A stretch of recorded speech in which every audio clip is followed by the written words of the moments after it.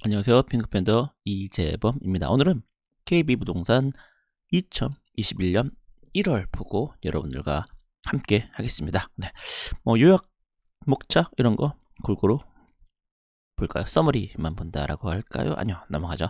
같이 그냥 한꺼번에 하겠습니다. 주택가격, 경기, 불확실성에도 매매, 전세시장 상승세로 마무리. 12월 전국 주택 매매 가격과 전세 가격 모두 1% 초과 상승. 네, 그러니까 월 1%니까요. 연으로 하면은 12%가 넘어가는 거겠죠. 네. 2개월 연속 1% 넘는다라고 하네요. 2020년 누적 8.3%. 네. 전세 가격 최근까지 급격하게 상승한 이후 상승폭이 다소 둔화되었으나 하반기 월 평균 1% 상승, 연간 6.5% 상승. 네. 전국 주택 매매 전세 가격 지수 변동률 보시면 돼요. 쭉 올라가는 거 보십니다. 전세 매매 가격 쭉 지역별로도 보면 쭉 수도권, 오개역시도 기타 지방도 내려갔다가 다시 최근 와서 상승 추세로 전환됐다는 거 볼 수 있겠습니다. 그래서 전망도 2020년 중 12월이 가장 높은 를 차지했더라서 보시면 전망이 계속 이렇게 왔다 갔다 하는데 이렇게 2020년 들어서 이렇게 높게 되었다라는 거 볼 수 있겠습니다. 네, 그래서 전세 전망도 높겠는데 좀 꺾이기는 했네요. 네, 그래도 좀 높다는 거 변함없는 삽니다. 주택 매매 가격 상승세는 지속되었다. 그래서 전세가까지 연간 누적 10%, 서울 같은 경우는 어마어마한 거죠. 특히나 강북 11.1%, 강남 10.3% 높은 상승을 했다라고 하네요. 전세 가격은 임대차법 시행 이후로 연간 10.2% 변동률을 본다면 서울, 강남, 강북 다 이렇게 놓는데 꽤 많이 올랐다. 그래서 주간 매매 가격 변동률, 매매 가격 이렇게 올랐다 떨었다 전세 가격도 이렇게 떨었다 하지만 쭉 전체적으로 올랐다. 매매는 쭉 올랐다가 좀 떨어졌다 다시 오르고 있는 추세 이렇게 볼 수 있겠습니다. 그래서 보시면 70 보완 대책 내에서 떨어졌죠. 네, 쭉 떨어졌습니다.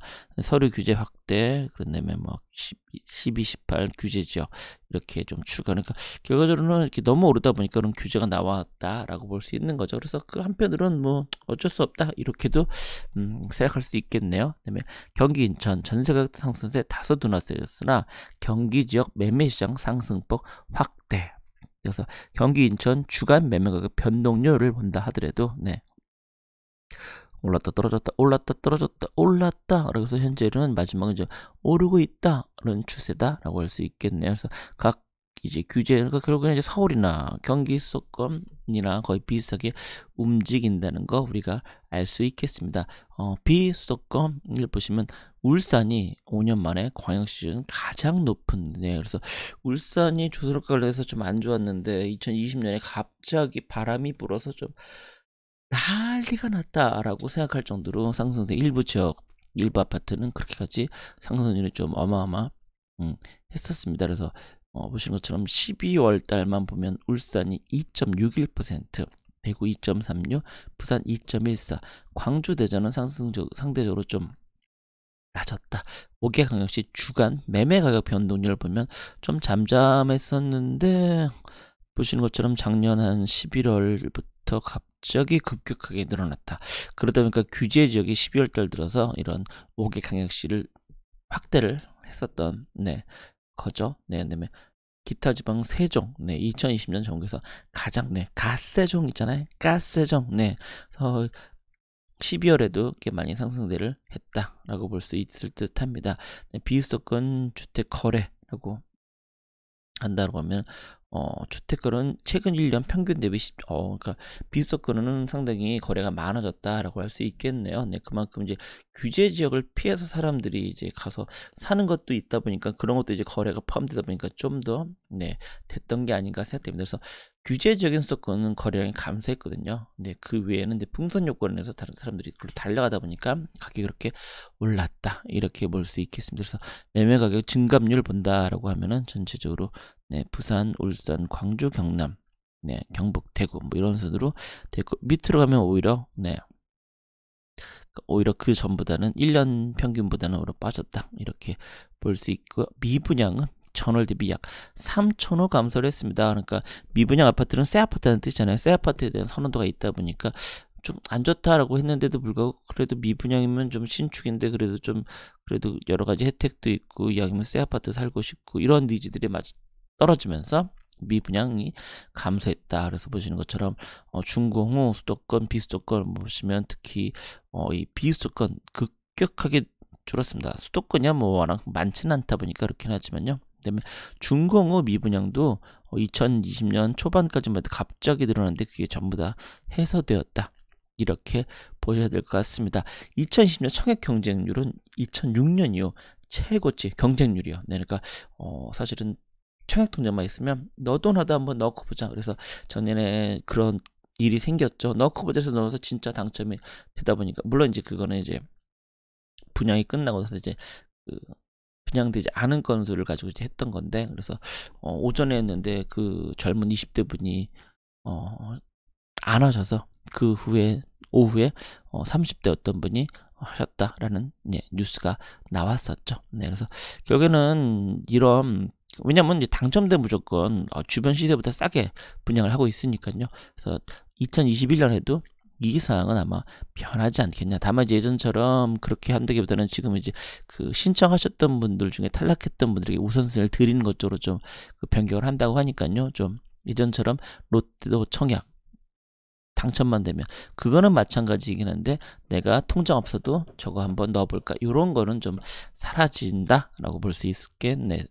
네, 수도권 입주 물량이 양호하다. 네, 입주 물량이 좀 많이 실제로 서울이나 이런 데는 분양 물건 특히 입주 물건이 올해 내년 많이 없죠. 네, 그래서 2024년 요쯤 돼야 좀 나올 거로 예상이 되니까요. 네, 좀 그렇습니다. 그다음에 토지 나와 있고요.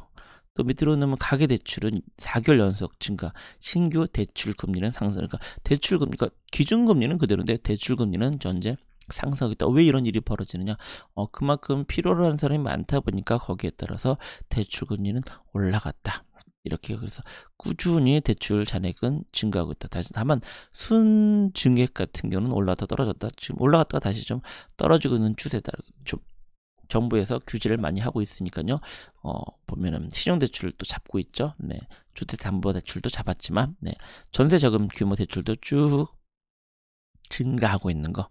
순중액도 이것도 좀 많이 좀 하락을 했다는 게 좀 눈에 보이네요. 그래서 기준금리는 현재 바닥인데 주담담보대출만 유일하게 올라가고 있는 거, 네, 볼 수 있겠습니다. 그다음에 상가, 네, 현재 상가는 정말 하는 한숨이 나올 수밖에 없는, 네, 그런 일입니다. 그래서 보시는 건 무점포 소매만 그나마 좀 증가하고요. 그 외에는 전부 다 하락하고 있다. 실제로 이제 뭐 무점포 같은 경우가 특히 이제 무인 점포 그런 것들도 많이 현재 무점포라는 것은 이제 온라인 배달 이제 그런 걸 얘기를 하는 거고, 네, 무인 점포는 이제 사람이 없이 거기 있는 기계로 이제 요즘 아이스크림 가게 이제 많이 생기고 있잖아요. 이제 그런 곳을 얘기한다라고 할 수 있겠습니다.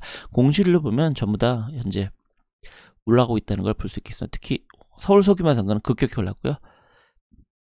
그 외의 지역도 공실률을 보면 서울 전국 중대형 가장 높고요. 그 다음에 서울 중대형, 그 다음에 전국 소규모, 서울 소규모. 그렇게 보면 오히려 서울 소규모가 오히려 가장 상시 공실률은 적다. 이렇게 봐야 될 것 같네요. 코로나에서 피해 정도 차이는 상가 시장도 업종 임차들의 차별화. 그래서 소비 지출의 증감을 보면요. 식료, 보건, 가공용품, 수도 광역 이런 것들은 특히 이제 식료 비주류 많이 일어났는데 그 외 오락문화, 교육, 음식, 숙박, 오류, 신발 이런 것들은 많이 줄어들었다. 그래서 재난지원금 업종별 매출액 증대 효과를 보면은 준내구재, 필수재, 대면 서비스업 순으로 그래도 도움이 됐다. 이렇게 볼 수 있겠네요. 오피스텔 매매가격, 전세가 모두 지속 상승세. 네, 2020년 수도권 오피스텔 매매가격은 경기와 인천을 중심으로 큰 폭으로 상승을 했다. 그래서 보시는 것처럼 2020년 하반기 때 많이 상승한 거를 볼 수 있겠습니다. 전세 가격도 많이 상승을 했습니다. 그러니까 이거는 결과적으로 이제 풍선 효과라고 표현을 아까 나왔던 것처럼 그런 효과다라고도 할 수 있는 거죠. 이제 아파트가 이제 규제나 이런 것을 어려워지다 보니까 사람들이 오피스텔 또는 아파트를 많이 현재 분양도 그렇고요. 기축 쪽도 많이 가고 있습니다. 거기서 좀 자유로우니까요. 물론 이제 뭐 주택을 하면 거기에 따른 세금을 하긴 하겠지만 뭐 취득세 이런 것들은 좀 오히려 다주택자 입장에서는 더 싸거든요. 네, 그래서 그렇게 볼 수 있겠습니다. 그래서 신규 입주 물량은 큰 폭의 감소, 전세가율은 최고 기록했대요. 점점점 늘어나는 거. 그러니까 매매 대비 전세가율이 경기 같은 경우는 84.5%면 흔히 말하는 갭투자들에게는 아주 좋은 비율이죠. 다 80% 이상이니까요. 그러니까 그만큼 물론 이제 오피스텔은 가격 상승이 아파트에 비해서는 좀 그렇긴 하지만 또 오피스텔 오를 땐 또 오르니까요. 그래서 지금이 그때인지 아닌지는 정확히 몰라도 그렇습니다. 그래서 입주 예정을 보시면 거의 뭐 크게 거의 반도 안 될 만큼 주는 걸로 예정이 되어 있네요. 가격은 5년 내 최고치 갱신을 했다고. 업무시설 거래 건수에 면적된 거래 가격, 거래 건수는 많이 줄었지만 거래 가격은 또 비슷하게 현재 유지가 되고 있습니다. 서울 업무시설 거래 면적당 거래 금액도 보시면 300억, 500억, 뭐 5천, 1천억, 1천억 이상 장난 아니네요. 그러니까 이런 것들이 있는데 전체적으로 가격이 올라가고 있는 추세다. 오히려 이렇게 엄청나게 큰 애들은 좀 살짝 하락하긴 했지만요. 워낙 이제 거대하니까 유지가 쉽지 않았겠죠. 임차에 맞추는 게 여의도권 중심으로 대형 오피스텔 신규 공급 그래서 그제 파크원이 이제 이번에 또 이제 신축 이제 입주를 하게 될 테니까요. 또 포스타워 구여의도 우체국 빌딩 크게 지었죠. 화려하게 아주 좋게 지었습니다. 그래서 이런 것들이 있다 보니까 워낙 이제 신축성의 오피스텔이 많이 나오다 보니 그로 인해서 현재 되어 있다. 여의도권 특히 그래서 공실이 엄청나요. 왜냐면 신축이 많다 보니 그만큼 공실이 올라가는 건 너무 당연합니다. 그래서 좀 시간이 지나면 이만큼까지 해소되라고 예측됩니다. 간접 투자, 리츠나 이런 것들 뭐 안정적으로 이자 개념으로 받을 수 있는 것들이다. 이렇게 볼 수 있겠습니다. 미국 같은 경우는 모기지는 쭉 떨어졌고요. 신규 주택 판매량은 쭉 올라갔고요. 그러니까 그만큼 저금리로 돈 빌려서 집 살 수 있는 그런 시장이 되다 보니 가격이 이렇게 많이 비싸졌다 이렇게 볼 수 있을 듯합니다. 미국은 그래서 주택시장 경고, 저금리 주택 수요를 기반으로 한 추가 상승 여력도 존재한다. 인도네시아까지 알아야 돼? 뭐 보여주니 알아야겠죠. 침체, 2분기에서 GDP 마이너스 그러다 보니까 단독 가격 주택도 많이 안 좋다라고 나와 있네요. 그래서 전체적으로 지난 이제 12월 을 볼 때 가격 상승, 전세 매매 다 했다 이렇게 보면 될 것 같아요. 오피스텔도 가격 풍선 효과로 인해서 사람들이 많이 몰려갔다 이렇게 보시면 될 것 같습니다. 자, 그럼 오늘 방송 여기서 마치도록 하겠습니다. 여러분 고맙습니다.